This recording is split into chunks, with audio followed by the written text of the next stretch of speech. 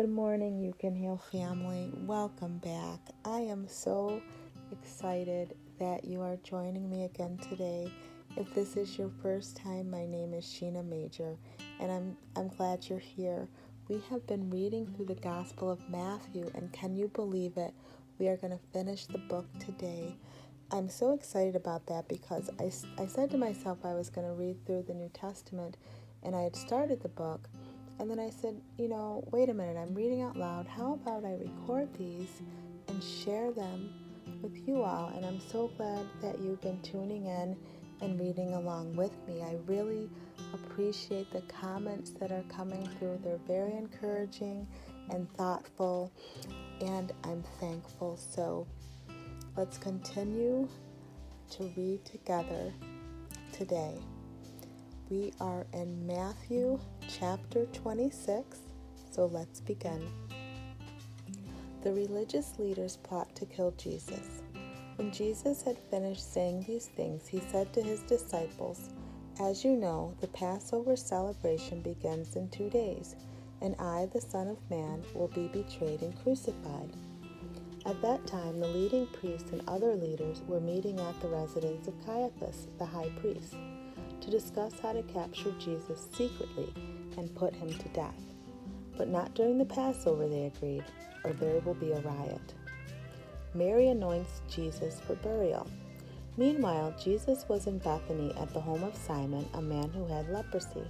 During supper, a woman came in with a beautiful jar of expensive perfume and poured it over his head. The disciples were indignant when they saw this. "What a waste of money," they said. "She could have sold it for a fortune and given the money to the poor."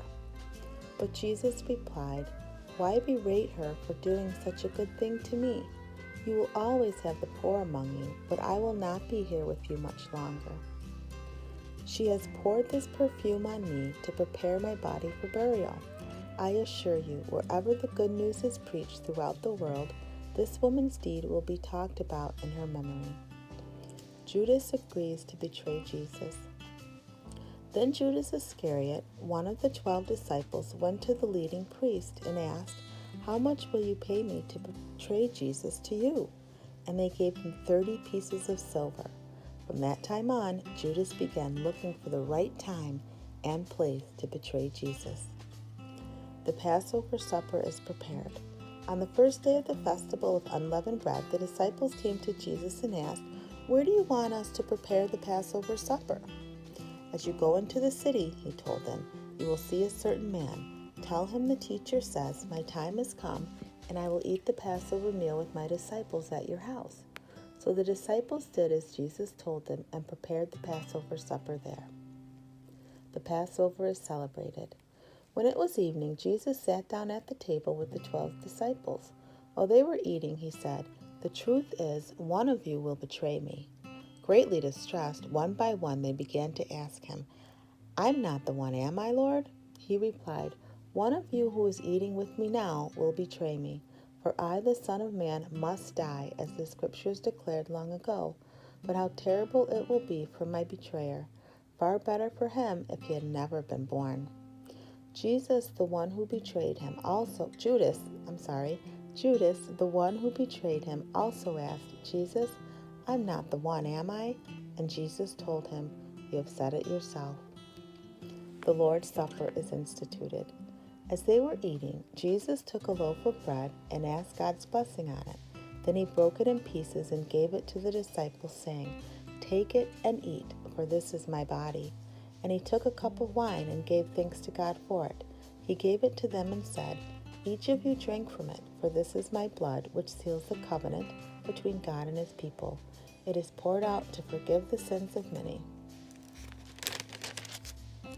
Mark my words, I will not drink wine again until the day I drink it new with you in my Father's kingdom." Then they sang a hymn and went out to the Mount of Olives. Peter's denial is predicted. "Tonight all of you will desert me," Jesus told them, "for the Scriptures say, 'God will strike the shepherd, and the sheep of the flock will be scattered.' But after I have been raised from the dead, I will go ahead of you to Galilee and meet you there."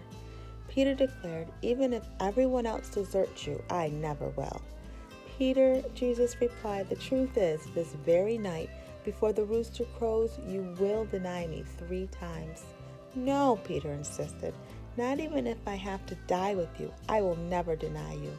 And all the other disciples vowed the same. Jesus' 3 prayers. Then Jesus brought them to an olive grove called Gethsemane, and he said, sit here while I go ahead to pray. He took Peter and Zebedee's 2 sons, James and John, and he began to be filled with anguish and deep distress. He told them, my soul is crushed with grief to the point of death. Stay here and watch with me. He went on a little farther and fell face down on the ground, praying, my Father, if it is possible, let this cup of suffering be taken away from me. Yet I want your will, not mine. Then he returned to the disciples and found them asleep. He said to Peter, couldn't you stay awake and watch with me even 1 hour? Keep alert and pray, otherwise temptation will overpower you. For through the Spirit is willing enough, the body is weak. Again he left them and prayed, my Father, if this cup cannot be taken away until I drink it, your will be done. He returned to them again and found them sleeping, for they just couldn't keep their eyes open. So he went back to pray a 3rd time, saying the same things again. Then he came to the disciples and said, still sleeping? Still resting?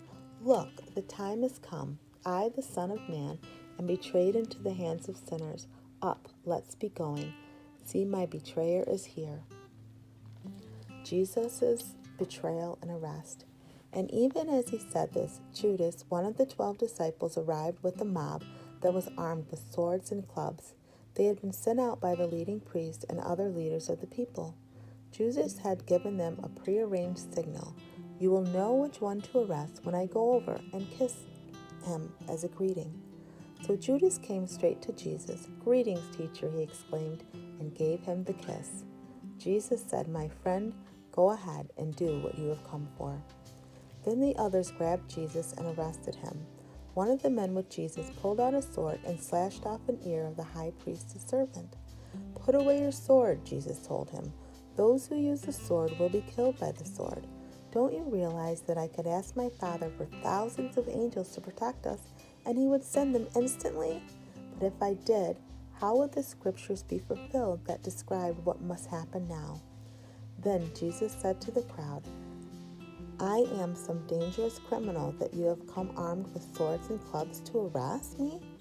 Why didn't you arrest me in the temple? I was there teaching every day. But this is all happening to fulfill the words of the prophets as recorded in the scriptures. At that point, all the disciples deserted him and fled. 2 false witnesses. Then the people who had arrested Jesus led him to the house of Caiaphas, the high priest, where the teachers of religious law and other leaders had gathered. Meanwhile, Peter was following far behind and eventually came to the courtyard of the high priest's house. He went in, sat with the guards, and waited to see what was going to happen to Jesus. Inside, the leading priest and the entire house council were trying to find witnesses who would lie about Jesus so they could put him to death. But even though they found many who agreed to give false witness, there was no testimony that they could use. Finally, 2 men were found who declared, this man said, I am able to destroy the temple of God and rebuild it in 3 days. Then the high priest stood up and said to Jesus, well, aren't you going to answer these charges? What do you have to say for yourself? But Jesus remained silent. Then the high priest said to him, I demand in the name of the living God that you tell us whether you are the Messiah, the Son of God. Jesus replied, yes, it is as you say, and in the future you will see me, the Son of Man, sitting at God's right hand in the place of power and coming back on the clouds of heaven. Then the high priest tore his clothing to show his horror, shouting, blasphemy! Why do we need other witnesses? You have all heard his blasphemy. What is your verdict? Guilty, they shouted. He must die. Then they spit in Jesus' face and hit him with their fists, and some slapped him, saying, prophesy to us, you Messiah. Who hit you at that time? 3 denials of Peter. Meanwhile, as Peter was sitting outside in the courtyard, a servant girl came over and said to him, you were one of those with Jesus, the Galilean. But Peter denied it in front of everyone. "I don't know what you're talking about," he said. Later, out by the gate, another servant girl noticed him and said to those standing around, "This man was with Jesus of Nazareth." Again, Peter denied it, this time with an oath. "I don't even know the man," he said. A little later, some other bystanders came over to him and said, "You must be one of them. We can tell by your Galilean accent." Peter said, "I swear by God, I don't know the man." And immediately the rooster crowed.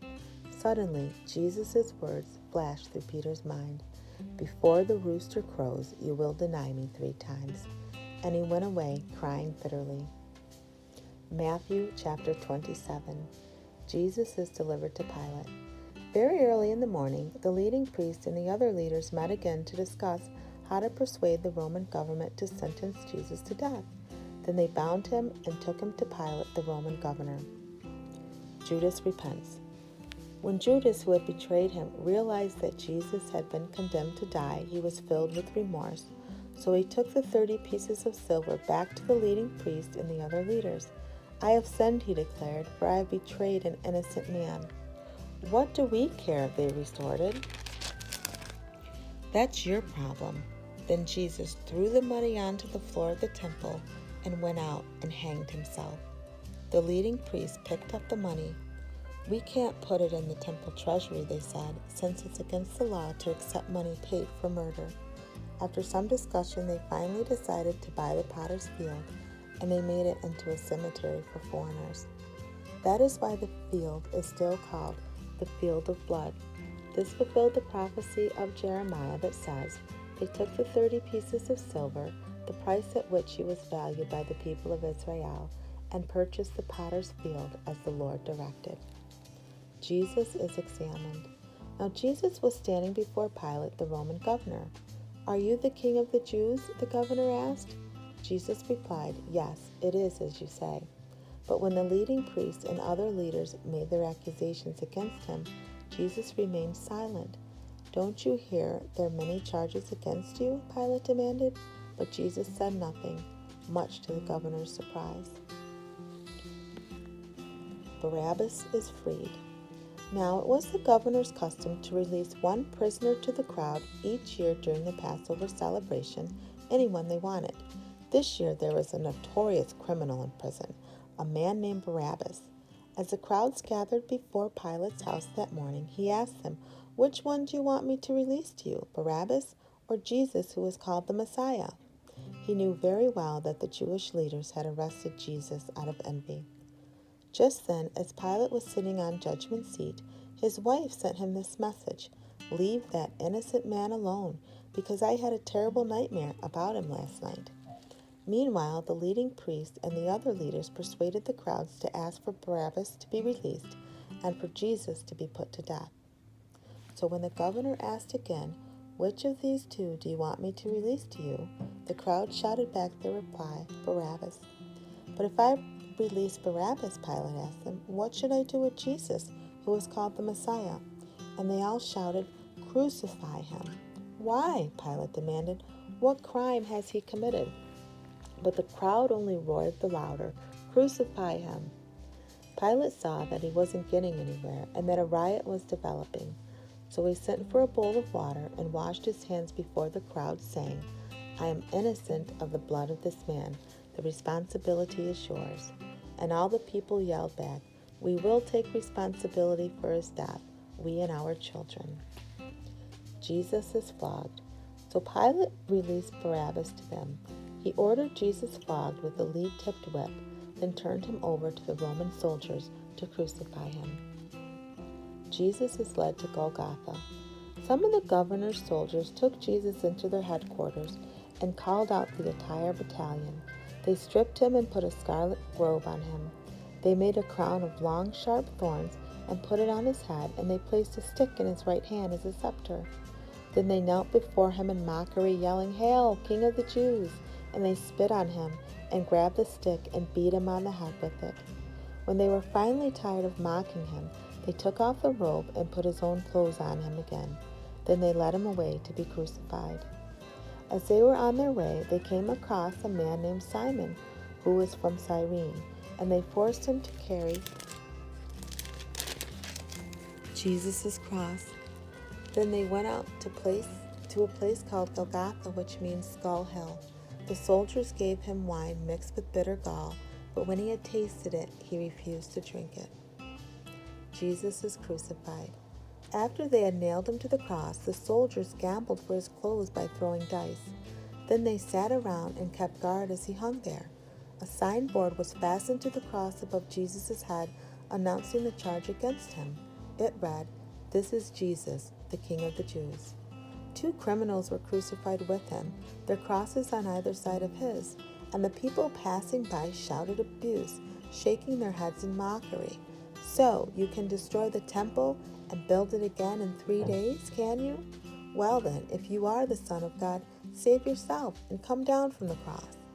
The leading priests, the teachers of religious law, and the other leaders also mocked Jesus. "He saved others," they scoffed, "but he can't save himself? So he is the King of Israel, is he? Let him come down from the cross and we will believe him." He trusted God. Let God show his approval by delivering him. For he said, "I am the Son of God." And the criminals who were crucified with him also shouted the same insults at him. Jesus' death. At noon, darkness fell across the whole land until 3 o'clock. At about 3 o'clock, Jesus called out with a loud voice, "Eli, Eli, lama sabachthani," which means, my God, why have you forsaken me?" Some of the bystanders misunderstood and thought he was calling for the prophet Elijah. One of them ran and filled a sponge with sour wine, holding it up on a stick so he could drink. But the rest said, "Leave him alone. Let's see whether Elijah will come and save him." Then Jesus shouted out again, and he gave up his spirit. At that moment, the curtain in the temple was torn in two from top to bottom. The earth shook, rocks split apart, and tombs opened. The bodies of many godly men and women who had died were raised from the dead after Jesus' resurrection. They left the cemetery, went into the holy city of Jerusalem, and appeared to many people. The Roman officer and the other soldiers at the crucifixion were terrified by the earthquake and all that had happened. They said, "Truly, this was the Son of God." And many women who had come from Galilee with Jesus to care for him were watching from a distance. Among them were Mary Magdalene, Mary the mother of James and Joseph, and Zebedee's wife, the mother of James and John. Jesus is buried. As evening approached, Joseph, a rich man from Arimathea, who was one of Jesus' followers, went to Pilate and asked for Jesus' body. And Pilate issued an order to release it to him. Joseph took the body and wrapped it in a long linen cloth. He placed it in his own new tomb, which had been carved out of the rock. Then he rolled a great stone across the entrance as he left. Both Mary Magdalene and the other Mary were sitting nearby watching. The next day, on the first day of the Passover ceremonies, the leading priests and Pharisees went to see Pilate. They told him, "Sir, we remember what the deceiver once said while he was still alive. After 3 days, I will be raised from the dead. So we request that you seal the tomb until the 3rd day. This will prevent his disciples from coming and stealing his body and then telling everyone he came back to life. If that happens, we'll be worse off than when we were at first." Pilate replied, "Take guards and secure it the best you can." So they sealed the tomb and posted guards to protect it. Matthew chapter 28. The empty tomb. Early on Sunday morning, as the new day was dawning, Mary Magdalene and the other Mary went out to see the tomb. Suddenly there was a great earthquake, because an angel of the Lord came down from heaven and rolled aside the stone and sat on it. His face shone like lightning, and his clothing was as white as snow. The guards shook with fear when they saw him, and they fell into a dead faint. Then the angel spoke to the women. "Don't be afraid," he said. "I know you are looking for Jesus who was crucified. He isn't here. He has been raised from the dead, just as he said would happen. Come see where his body was lying. And now go quickly and tell his disciples he has been raised from the dead, and he is going ahead of you to Galilee. You will see him there. Remember, I have told you." The appearance of Jesus to the women.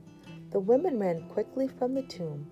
They were very frightened, but also filled with great joy, and they rushed to find the disciples to give them the angel's message.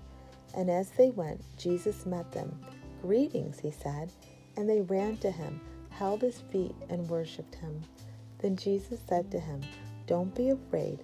Go tell my brothers to leave for Galilee, and they will see me there." The bribery of the soldiers. As the women were on their way into the city, some of the men who had been guarding the tomb went to the leading priest and told them what happened. A meeting of all the religious leaders was called, and they decided to bribe the soldiers. They told the soldiers, "You must say, 'Jesus' disciples came during the night while we were sleeping, and they stole the body. If the governor hears about it, we'll stand up for you, and everything will be all right.'" So the guards accepted the bribe and said what they were told to say. Their story spread widely among the Jews, and they still tell it today. The appearance of Jesus to the disciples. Then 11 disciples left for Galilee, going to the mountain where Jesus had told them to go. When they saw him, they worshipped him, but some of them still doubted. The Great Commission. Jesus came and told his disciples, "I have been given complete authority in heaven and on earth. Therefore go and make disciples of all nations, baptizing them in the name of the Father and the Son and the Holy Spirit. Teach these new disciples to obey all commands I have given you, and be sure of this, I am with you always, even to the end of the age." And that not only concludes our reading for today, but it concludes our reading for the book of Matthew. We did it. We read the entire book together, and I'm so glad that you've been with me along this journey. Let me go through some things that I heard the Lord speaking during this reading today.